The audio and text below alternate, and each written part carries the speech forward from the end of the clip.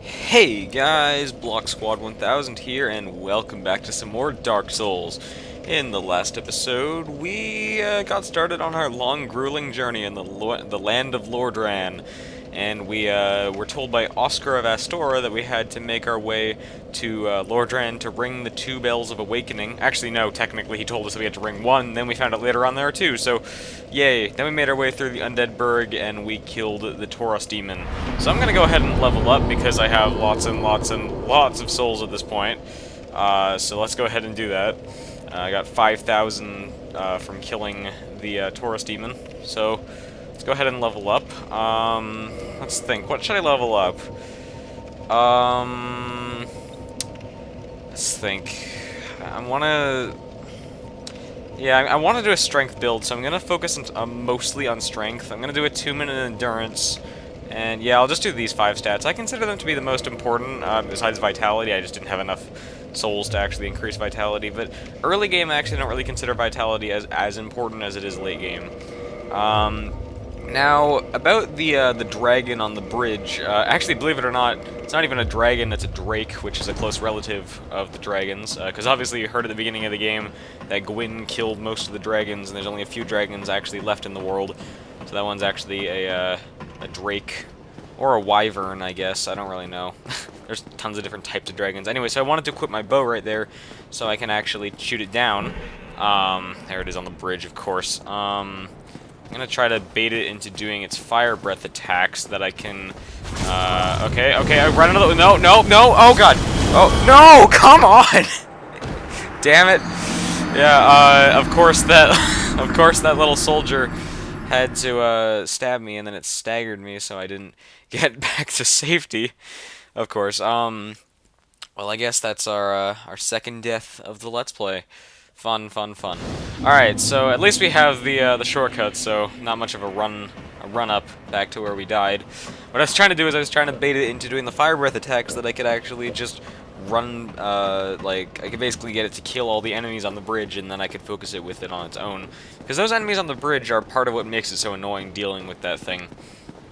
Alright, so, by the way, so, its tail, if you cut it off, it gives you a thing called the Drake Sword, and it's a very, very good weapon for early game. However, I consider it better for players who are less experienced, because it has very, very high damage output, and it's like, it just doesn't require a lot of stat scaling or anything like that. But, alright, let's just shoot it down right here. But I'm not really going to cut it off because I want to focus on leveling up my, my main weapon, my starter weapon.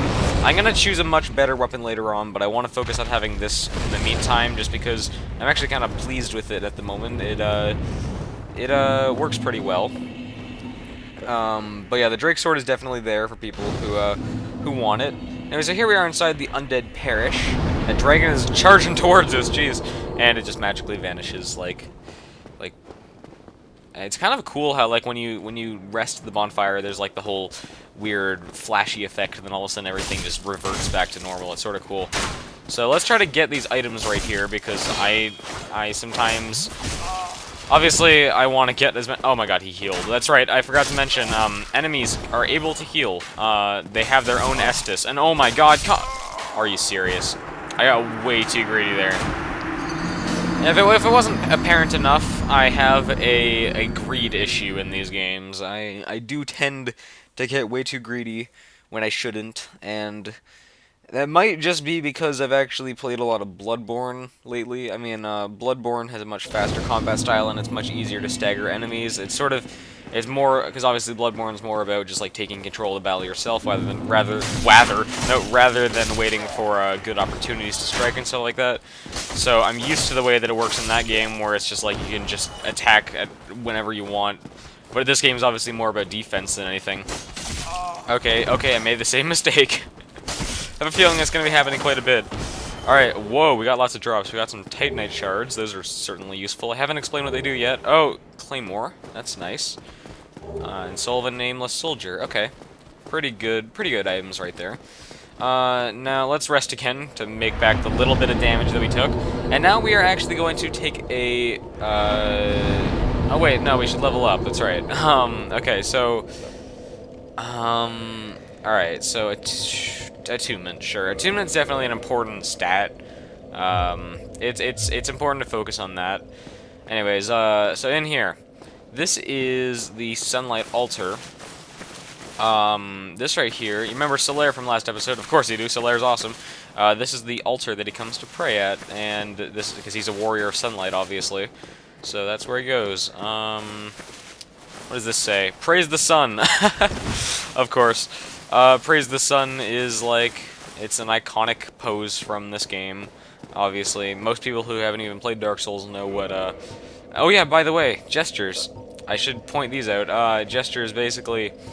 if you press select, you can do gestures, and they're used to communicate with other players and stuff like that. Anyway, so yes, Praise the Sun is obviously a really, really famous one. Most people who haven't played Dark Souls know what it is because it's just like that iconic of a gaming symbol. Anyways, let's go ahead and open this up now. And off we go.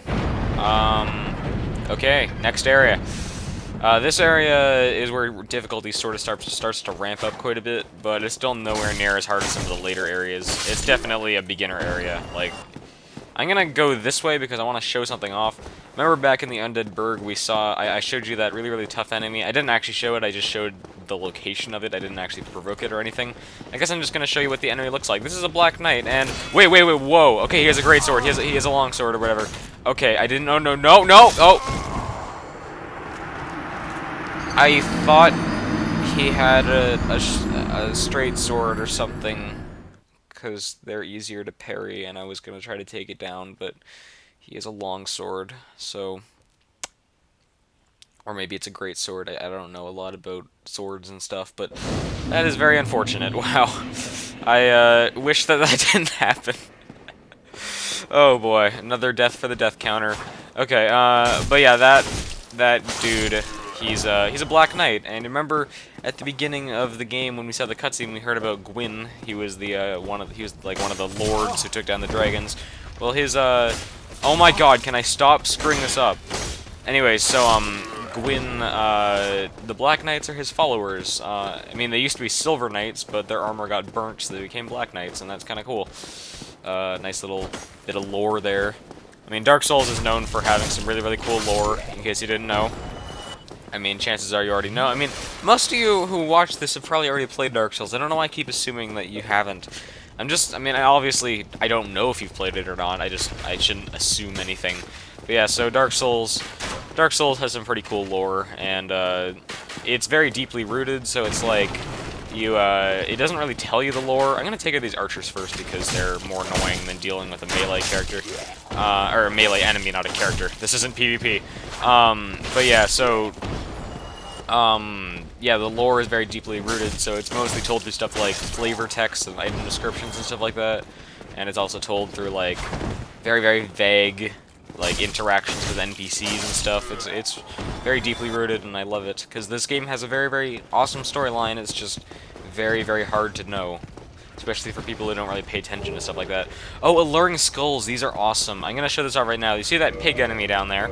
I don't usually use Alluring Skulls very often, because I just find they're a little bit more tedious than anything. But, because usually you don't really get a good spot to use them. But essentially, they lure enemies towards where you throw them.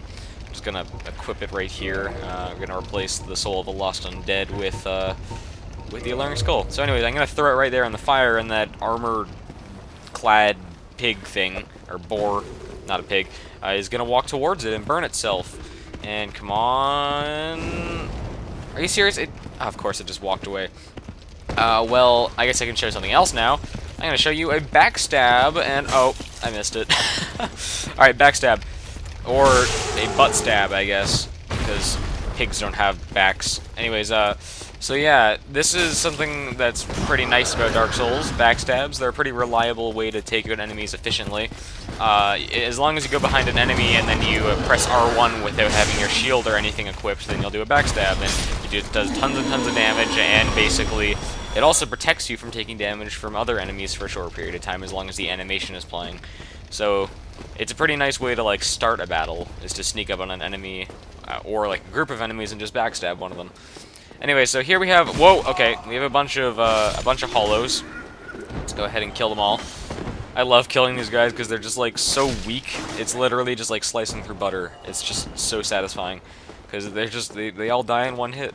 It's just like, I mean, in large numbers they're still quite a threat, but it's just like case in point. Wow, I didn't mean to take that much damage there. Gonna have to chug some Estus to get to restore some health there. All right, come at me, beast. Oh no, no, not okay. You took that too literally. I meant that you would come at me and then I would slay you, but okay, that didn't work. Okay. This camera is ridiculous, and he's doing a spaz attack right there again. All right. Whoa, whoa. Okay, take a bit of damage. Slash at them. Oh, nice. That was kind of cool. I like hit him from behind because the hitbox on my sword still counted somehow. All right, so there's this guy down here. Just gonna kill him as well. No survivors. Okay, so there's this corpse right here we can pillage. Gives us the mystery key. I'm not sure what that does. I'll have to look up the item description for that later. Or just like what it does on like the Fextra Life wiki or whatever. There's actually Dark Souls has a Fextra Life wiki, and it's like super reliable for walkthroughs and stuff like that. So if you're playing this game for the first time and have no idea where to go, I'd recommend using that guide.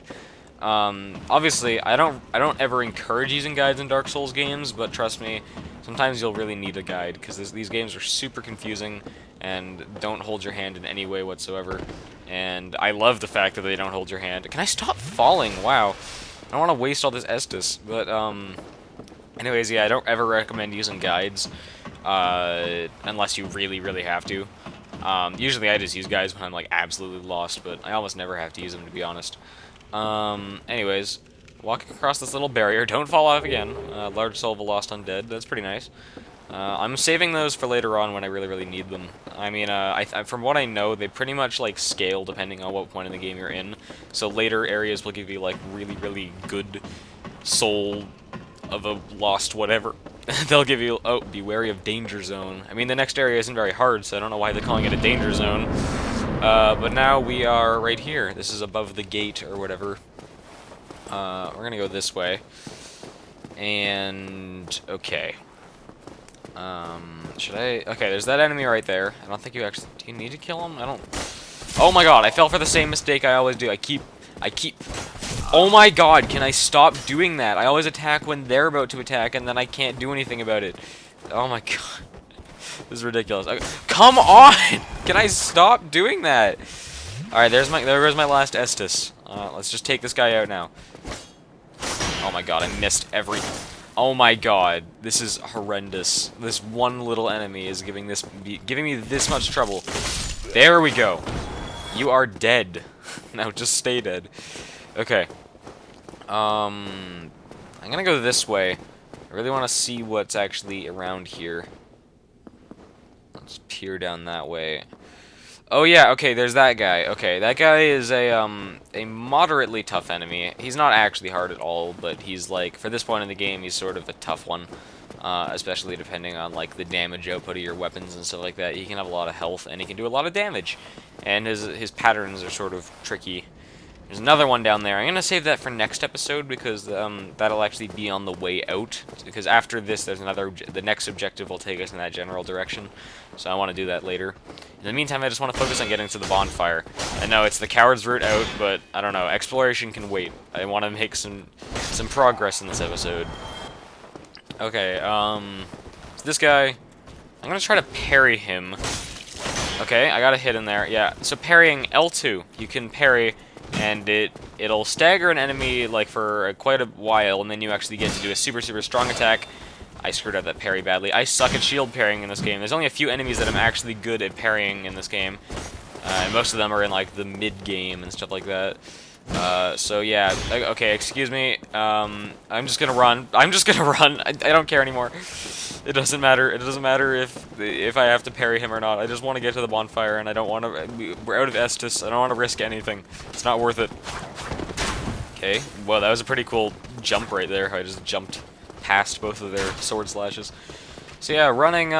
Like I said, it's still reliable. It's just I don't ever recommend doing it because A, it makes the game a bit easier than it should be, and B, oftentimes it can lead you straight into danger. So it's sort of like 50-50. Sometimes it can actually be pretty reliable in the sense that it makes the game a lot easier, but it also can lead you into huge areas full of danger, where you have nowhere to run and you get cornered by like a squidjillion enemies. Alright, so here's our bonfire.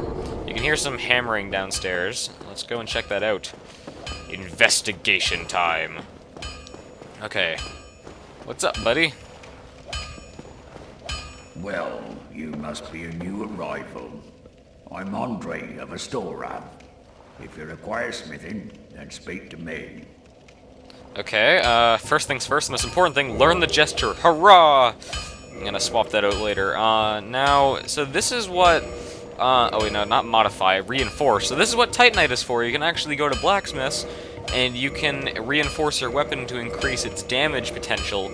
So I'm gonna upgrade it to +3. Alright, I can't do any more than that. That's too bad. But yeah, that's, so that's what Titanite is for. You need more Titanite depending on the level you upgrade it to, so I think it can go up to +10. That's the maximum. Alright, so purchase, alright.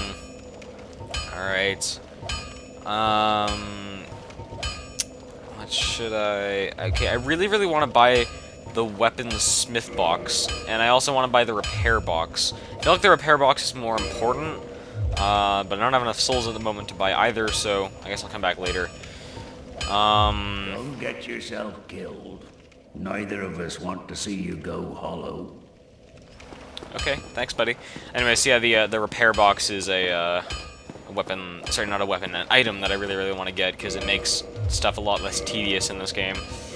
Alright, so, none of these shields are really good. I guess I'm just gonna stick with the heater shield. I mean, it's not like I use shields that much anyway, but... Oh, let's go this way. I forgot that you can actually access this area this early. You can't actually go anywhere in this area.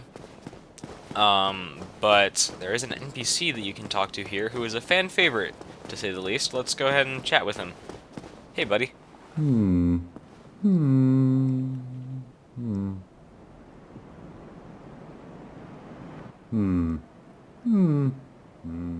Oh, forgive me. I was absorbed in thought. I am Siegmeyer of Katarina. Quite honestly, I've run flat up against a wall. Or a gate, I should say. The thing just won't budge, no matter how long I wait. And oh, have I waited. So here I sit, in quite a pickle, weighing my options, so to speak. I love his laugh. He's quite a jolly dude. The fan base refers to him as Onion Bro, which I don't know. It's pretty lit name. Okay, that was so cringy. I don't know why I said that. But yeah, Onion Bro. I love him. He's no Sun Bro. He's no Solaire. But I don't know. You can't betray the Sun Bros. You gotta nobody's better than Solaire. I'm sorry. I'm so sorry. Okay, moving on. I gotta make a habit of reading more messages. I mean, I know most of this game off by heart at this point, but it's like, I don't know. I want to read messages more because they're fun sometimes. Alright, so... Hey, buddy. Oh, those are cool. How, like, a rolling stab or whatever. Yeah, it's sort of cool if you get back up and then immediately start stabbing, then it does, like... does that. It's pretty cool. We got a hollow soldier armor. In my first playthrough, since I was a knight, and I started out with really heavy armor, I actually switched to the hollow armor because it gave me better rolling. Anyway, so in here, there's 2 non-respawning enemies, and I want to actually go ahead and take them out, and then I'm going to head back to the bonfire, actually, so I'm going to be a little bit careless with my, my Estus Flask usage, because it doesn't really matter since we'll be coming back later on. Believe it or not, I actually want to, is he already, he's almost dead already, wow. This guy's a lot easier than I remember. Wow. Okay. That was pathetic. Titanite shard, nice. Anyway, so yeah, the, oh, Firekeeper Soul, that's right, that's there. Firekeeper Souls are really awesome items that you can use later on. Essentially, they increase the, what, like, how do I describe it? They increase, like, the healing properties of Estus Flasks, so they heal more. But you can't use them immediately. You have to, like, take them to certain NPCs to do it for you. Alright, this guy. So... Oh, no! Okay, that's right. Yeah, he can parry you. I forgot. Yeah, that's right. He does that right there, and if he's doing that, then it means he's gonna parry you. He's got a buckler, which is a really good, parrying weapon. Or shield, or whatever. So, yeah, okay, yep, okay. I'm getting destroyed right now. This guy still manages to give me trouble. What? How did that even cut through me? I had my shield up. Anyways, yeah, this guy still manages to give me a bit of trouble, even on my 3rd playthrough. Alright, kill him. Kill him. Stun lock! I love doing that, just like stabbing him as he jumps away. It's really satisfying. Alright, so through here we got the Legion of the Undead coming our way. And now for more butter cutting, we get to like slice through these guys so much. Alright, come at me! Come at me! It makes me wonder, do you think that the zombie apocalypse would be a lot like more difficult to survive if all zombies held swords and stuff like that? Well, obviously, but I mean, would they even know how to use the swords is the real question. I mean, it would be like having some old man like mindlessly flail around, like it would be like some old man mindlessly flailing around a sword and like not actually knowing how to be efficient with it. So I don't know. I don't know if it make them any more dangerous or. Wait a second. Where's the necromancer? There's supposed to be a necro. Oh my god. Did he fall? He fell. That is hilarious. Oh my god. It's like, oh, I'm gonna wait for the chosen undead to show up so I can shoot my laser beams at him. Oh no, I'm gonna randomly fall off the edge of this building and into this church because I'm so smart. Alright. Come at me! He's running away. He's running away! Get back here! He literally just got trapped. Wow, he was really, really scared of me, apparently. That's, unfortunate. Alright, I'm gonna run back to the, bonfire, because I killed the 2 non-responding enemies, which were the giant mace-wielding knight with the giant great shield, or the tower shield or whatever, and also that necromancer. I don't know why they're non-responding, because they're actually so easy. I don't know, maybe they just wanted to make it a little bit easier to get to the boss, because the boss does actually have kind of an annoying run-up, in a sense. Alright. I'm gonna... Okay, this is what I want to do. You can see right there, I actually have 1 humanity in my humanity number. I don't know how that happened, but it did. Anyway, so, I'm gonna actually kindle this bonfire. So I'm actually gonna show you what humanity does, finally. So, I'm gonna pop myself a humanity, so I have 2 now. And I'm gonna rest of this bonfire, and I'm gonna reverse hollowing.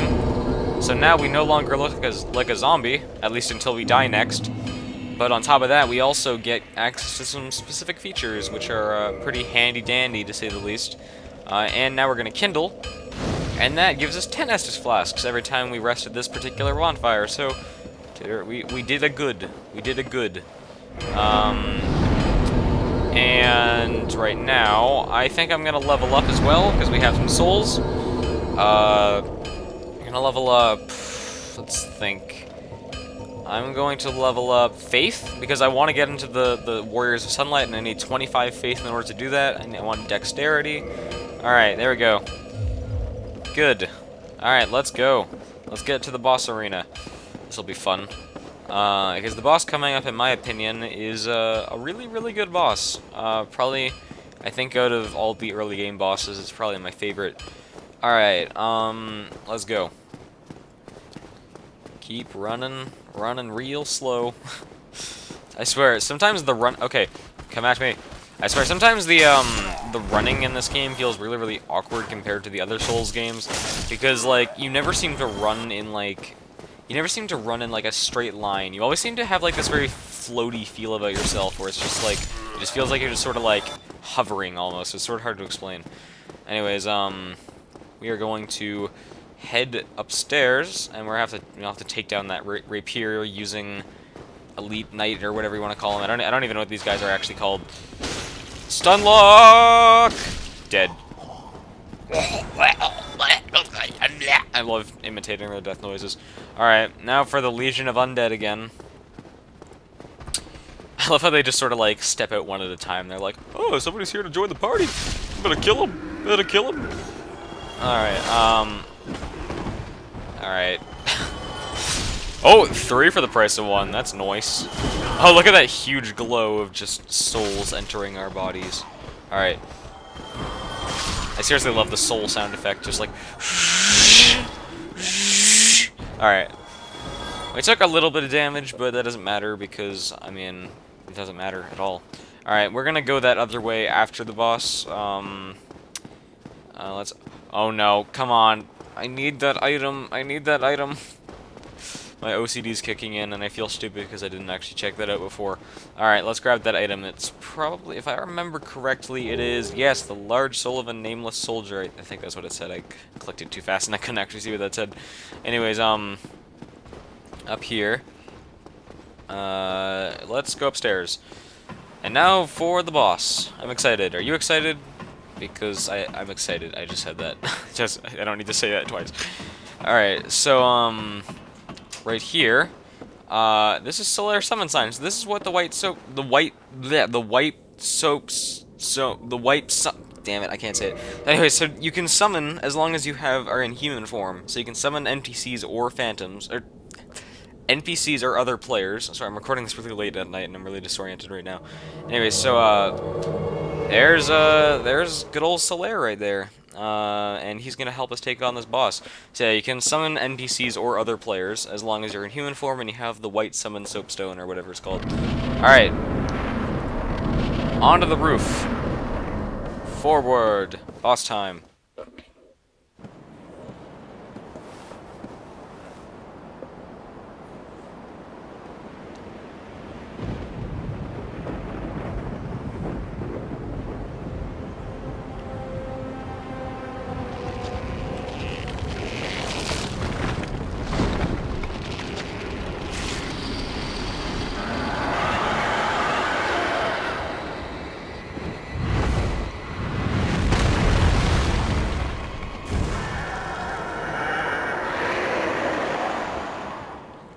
Meet the Bell Gargoyle. If any boss in the entire Soul series is like the first true challenge, I mean, I don't know. This game came out after Demon Souls, so I guess that makes no sense.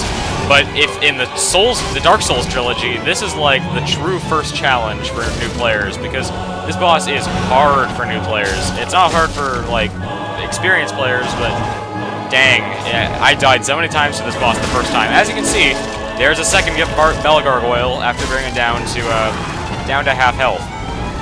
So essentially, this one can be pretty tough because that one can breathe fire, obviously, and that can be kind of annoying to deal with. That's why I decided to summon so I can have one distract the other. I have taken them on solo many times before, but I mean, there we go. One's down, and now we can take down this guy. He's pretty easy on his own. And with that, it's already over.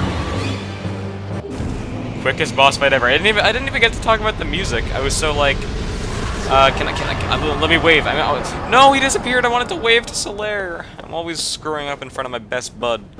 All right, whatever. Anyway, so yeah, the Bell Gargoyles are an epic fight. They're really, really cool for early game. It is obviously just kind of a shame that there's such a short fight because it's so fun. But yeah, that's that. The first ever gank battle in Dark Souls. Dark Souls 1 at least, I don't know. Anyways, here we go. Anyways, so going up here, guess what? This is our first Bell of Awakening. And that means we got one down, one to go. Let's bring it.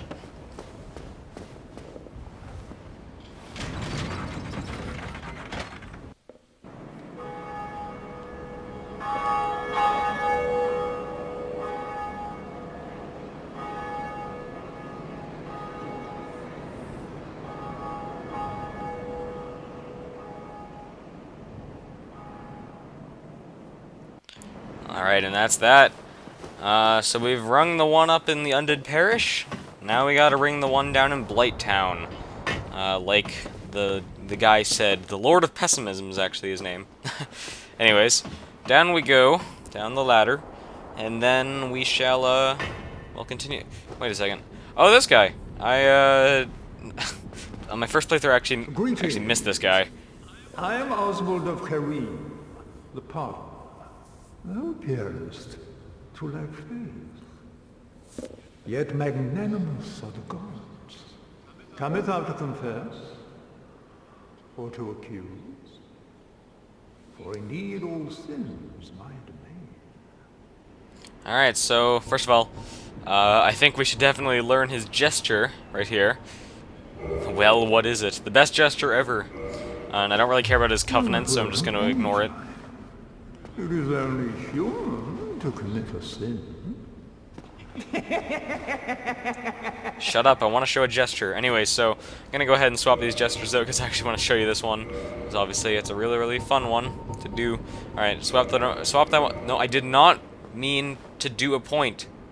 I'm trying to show the well, what is it taunt. Clearly the most important thing to be doing right now.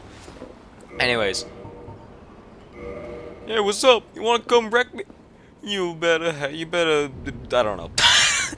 I was trying to make some, like, really, really cool, like, sounding quote there, but it didn't work.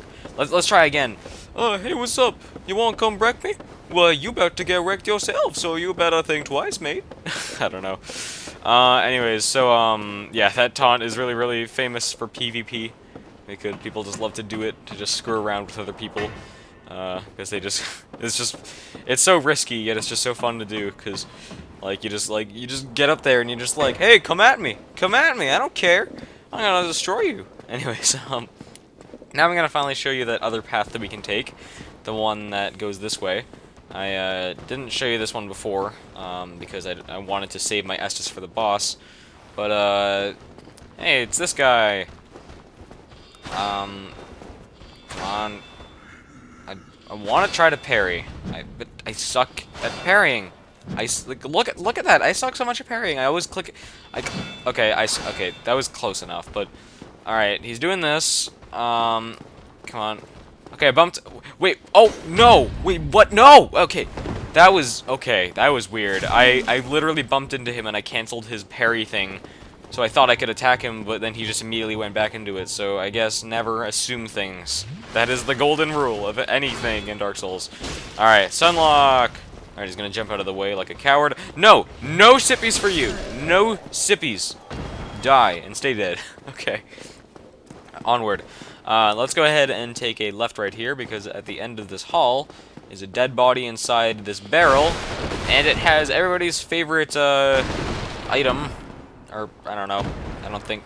humanity! Yay! One humanity for us to absorb. Okay, now... Okay, wrong door. That was dumb. Alright, through here. If you go up here, there should be an NPC hiding away right here, and... Wait, huh? Wait, what? He should be there. I think I know what happened. So there's supposed to be an NPC in there, but I think you can only talk to him before you fight the bell gargoyles. Oh, okay, that's what. Okay, I screwed it up. There's a key that you can use to unlock it. You can unlock the door for him, and then he gets out. But I guess if you don't talk to him before the bell gargoyle, like if you don't talk to him until, sorry, I guess if you talk to him like. I don't know. But basically, I think he disappears after the bell gargoyles fight. I think he escapes on his own or something. That's kind of interesting. Didn't know that. Anyways, before we actually go, I think I should show this. So, this is a shortcut, but it's also just kind of cool. So, one of the things that Dark Souls is known for is its really, really cool interconnected world where everything just, like, fits together so incredibly well. Like, you get from point A to point B, but it's like, there's so many ways to just get to different areas. It's really cool. This is one of the earliest examples in the game. We go all the way from the Undead Parish, which is way up there, all the way back to Firelink Shrine. Like, who would have thought that you'd be all the way up there? It doesn't feel like you're that high up, but apparently you are, and it's really cool to see that. There's so many more examples of this later on, but that's the early, like, I think one of the earlier examples. It's pretty cool. Like, I genuinely was so surprised when I first saw that, just because I didn't realize how high you actually were up off of the ground, like, or the Firelink Shrine or whatever. Because this game has a very, very, like, vertical, like, it's less horizontal and more vertical than other Dark Souls games. Alright, so, now let's head back to the bonfire. I actually want to go ahead, now that I have enough souls, I'm gonna go and buy the repair box, because I thought that was more important than getting the weaponsmith box. But yeah, I think I'll get the repair box because it's a very, very good item that lets you, it removes a lot of tedium from this game, because as you know, unless, like, buying that item basically allows you to repair weapons and armor at bonfires. I guess I could just level up right here. Sure. I'll save my souls I'll save a bit of my souls. So, resistance, vitality, faith, endurance. No, I'll go for strength, just because I definitely want a strength build, and I think it's more important to focus on strength. And I think strength and attunement and dexterity are pretty important stats for early game. Anyways, down here, let's go and buy the repair box. What's up, buddy? Well, hello again. You seem to... I didn't mean to skip his text right there. Anyways, purchase item. Let's go ahead and buy the repair box. No, not the weaponsmith box. Okay, repair box. There we go. Good, we got it. And Go and get yourself... skip all his text because he's already said it once. Anyways, yeah, that allows us to now, every time we're at a bonfire, it allows us to repair the durability of weapons and armor, and that's pretty useful. Anyways, so that's that. Thank you guys so much for watching this episode of Dark Souls. Next time, we are going to actually head back to the bridge with the Drake, the Hellkite Dragon or whatever, and we are going to actually use the key that we got from defeating the Bell Gargoyles to actually open a door, which is now available to us. See you guys later. Bye.